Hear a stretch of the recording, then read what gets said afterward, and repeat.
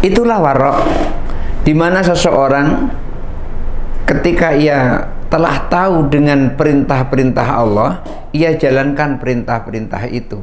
Ketika ia telah tahu tentang apa yang Allah sunnahkan, ia jalankan kesunahan itu.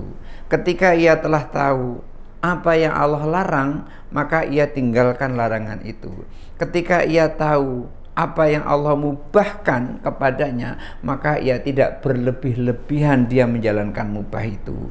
Maka seseorang yang warok itu adalah orang-orang tasawuf. Artinya seseorang yang telah menjalankan tarekat itu dia akan warok, dia akan berhati-hati, takut terjerumus ke dalam dosa. Kalau ini halal, ia laksanakan. Kalau ini haram, ia tinggalkan. Kalau ini remeng-remeng, ia pun juga tinggalkan. Oleh karena itu, seseorang yang meninggalkan hal-hal yang syubhat, maka hal yang syubhat itu akan menyelamatkan dirinya dari keharaman, akan menyelamatkan agamanya. Oleh karena itu, barang-barang yang syubhat jangan sampai dipakai. Sesuatu yang syubhat jangan sampai dilaksanakan. Oleh karena itu, meninggalkan yang syubhat itu termasuk orang yang berhati-hati. Dalam hal ini, orang itu berarti punya sifat warok. Itulah kenapa ketika seseorang bertarekat, itu dia harus warok. Maka salah seseorang ketika mengatakan, oh tarekat itu nggak ada diajarkan, itu hanya penamaan.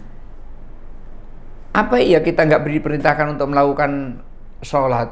Sholat itu yang kita jalankan, itulah namanya tarekat. Apa iya kita nggak diperintahkan puasa di bulan Ramadan? Puasa yang kita lakukan, itulah namanya tarekat. Apa iya kita tidak dilarang untuk berjudi, tidak dilarang untuk berzina, tidak dilarang kita untuk memakan harta yang haram? Meninggalkan semua itu, itulah namanya tarekat. Jadi jangan sampai salah memahami tarekat itu. Oh, nggak ada perintah. Memang tidak ada perintah secara langsung tarekat itu, tapi itu hanya penamaan. Seperti kita belajar Al-Quran dengan mempelajari ilmu tajwid. Ilmu tajwid itu hanya penamaan, tapi isinya adalah bagaimana cara membaca Al-Quran yang benar, sesuai yang Rasulullah bacakan untuk para sahabat dan kemudian sampai kepada kita. Wah, Rasulullah nggak perintahkan belajar fikih, memang tidak. Tapi Rasulullah suruh kita untuk sholat. Lalu sholat itu caranya dirangkum di dalam ilmu namanya ilmu fikih. Memang tidak, itu hanya penamaan saja. Sama dengan tarekat ini juga penamaan saja. Memang tidak ada perintahnya suruh kita bertarekat, tapi perintah secara langsung tidak ada, tapi secara tidak langsung ada. Apa itu? Kita diperintahkan sholat. Nah, ketika kita menjalankan sholat, itulah tarekat. Kita menjalankan puasa, itulah tarekat. Kita berhati-hati jangan sampai terjerumus ke dalam dosa, itulah tarekat. Oleh karena itu, tarekat itu adalah tidak boleh meninggalkan syariat, karena tarekat itu adalah menjalankan syariat. Bagaimana seseorang mau bertarekat sementara syariat ditinggalkan? Itu artinya dia tidak paham dengan tarekat itu. Oleh karena itu, tarekat itu, seseorang yang melakukan tarekat, dia harus berhati-hati jangan sampai terjerumus ke dalam dosa. Wa birriyadati min saharin wa ju'in wa sumtin. Maka seseorang yang bertarekat itu harus berlatih, harus ada latihan. Latihannya apa? Latihan begadang. Bukan latihan begadang itu artinya melek malam sambil main domino, bukan. Nggak seperti itu. Namanya tarekat itu adalah ketika seseorang bangun malam, begadang di malam hari, apa isinya? Sholat tahajud. Apakah sholat tahajud nggak diperintahkan? Diperintahkan. Menjalankan sholat tahajud itulah tarekat. Wa minal laili fatahajjaj bihi nafilatan lak. Ada perintahnya dari sebagian malam supaya bangun untuk melakukan sholat tahajud sebagai ibadah sunnah. Diperintahkan itu, bukan tidak diperintahkan. Karena tidak diperintahkan secara langsung terus tidak ada, bukan. perintahnya memang tidak secara langsung, tapi di dalamnya itu ada.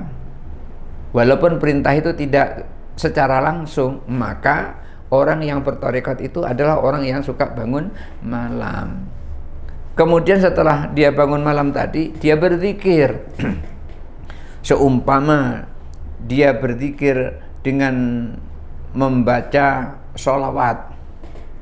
Umpamanya, Allahumma sholli ala sayyidina Muhammadin abadika wa rasulika nabil ummi wa ala ali wa sahbihi fi kulli waqtin, dan seterusnya, ataupun yang lainnya juga.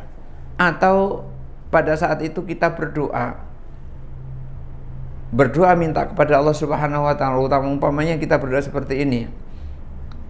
Allahumma khtim lana bi khatimati sa'adah waj'al lana minal ladzina sabaqat lahumul husna wa ziyadah bi jahi sayyidina Muhammadin sallallahu alaihi wasallam hadis syafa'ah wa ala ali wa ashabi dhawi siyadah wa sayyidina bil abbasil khadir bayab limal kanadil istiqamah wa sayyidina ghadil azam sayyidi syamsul qadir jilanil karamah. Umpamanya seperti itu, kita berdoa seperti itu dibangun malam kita itu.